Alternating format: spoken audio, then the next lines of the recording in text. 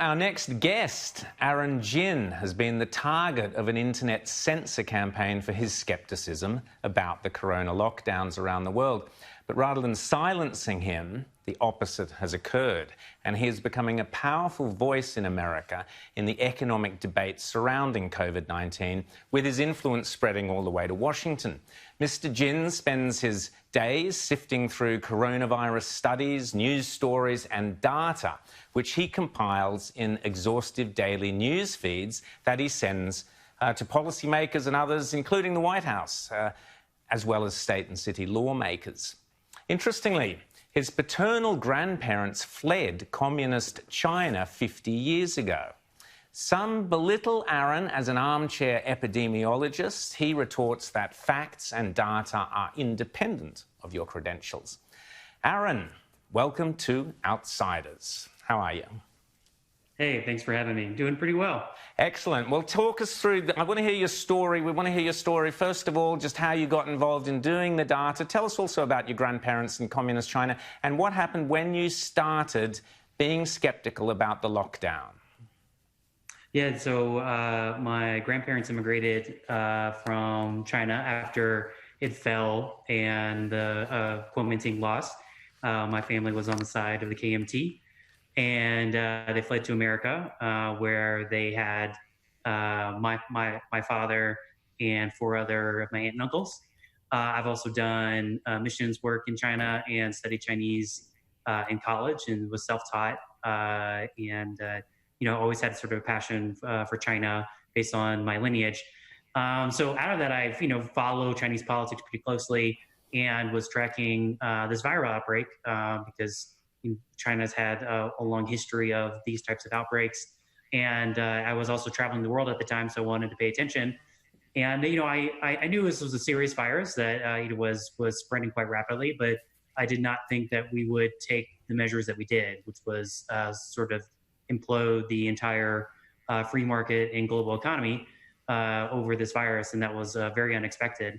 So I was actually stranded in the Middle East during when all the flights were being canceled all across Europe into America.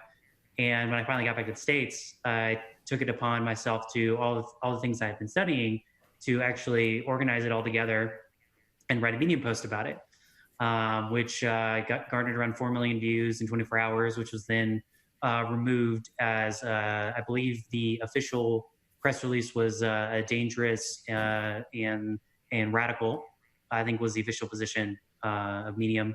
And then from there on continued still working, because I didn't envision the Medium post to actually be sort of the end of the debate. I actually intended it to be the start of the debate, which is why I titled it as I did, which was Evidence Over Hysteria, because I saw a number of people that were actually being hysterical and not looking at the evidence and looking at data first, but instead I think had other, you could say philosophical or political motivations that were like underlining their reasoning and their analysis. Rita. Now, a lot of the modelling behind the lockdowns has now been found to be wanting. The Imperial College modelling, for example, has been described as so hopelessly flawed that it's useless. You can put in exactly the same data into it and it gives you wildly different outcomes. Have you had a chance to look at some of that modelling, or do you understand why the modelling is so wrong? You're the tech expert. Explain it to us.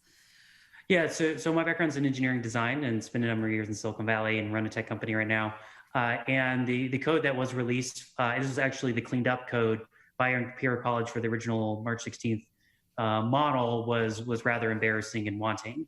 Now, Imperial College is not a coding warehouse. However, there are a number of engineers that live and work in the UK that it definitely could have helped. And as you said, that there's a number of very serious bugs that is in the code that is unsure exactly where it's coming from within the code base.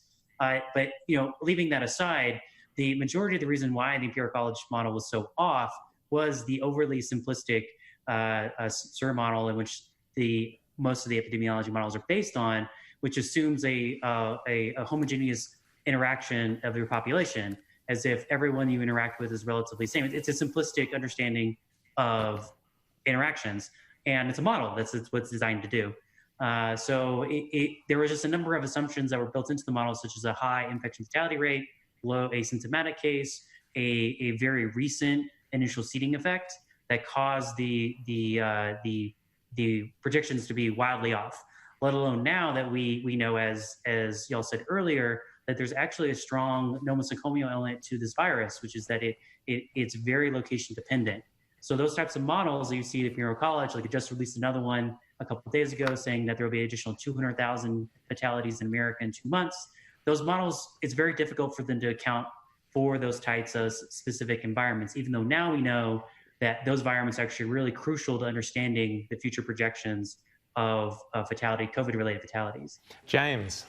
So, Aaron, you have been called a radical, you've been called dangerous, you've been censored. Carl Bergstrom, who is a biology professor in Washington, who previously was best known for his pictures of crows on Twitter, said that your work was Shakespeare run through Google Translate into Japanese and translated back to English by someone who'd never heard of Shakespeare. Now, as funny and eloquent as it is, there's a serious point to all of this, Aaron. Why is it that so many people are so threatened by anything that goes against what has very quickly become this hard and fast orthodoxy of lock it down harder, lock it down longer? And is this a symptom, do you think, of where politics and ideology start taking the place of actual science and epidemiology, and they've landed on this lockdown thing as a tactic that's now just in search of a strategy? Yeah, I think that your question is right. That one, it should be important that I believe firmly in academic freedom expressions with no qualifications, especially around academia, because I believe in the battle of ideas in public square.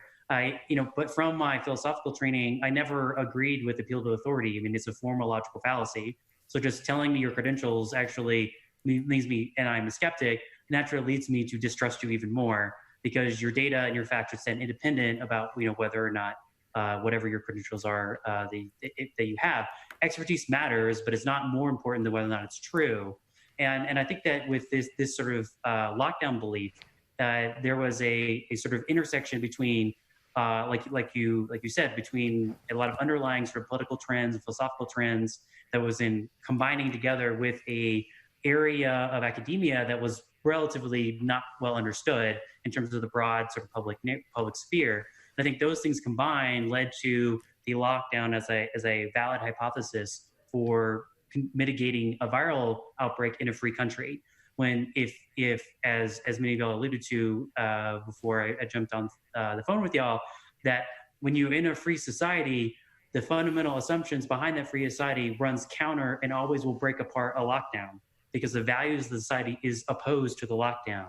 So it was always destined to fail from the beginning of its hypothesis. But yet, because I think a lot of originally the academians are proposing this as an idea, did not actually include that.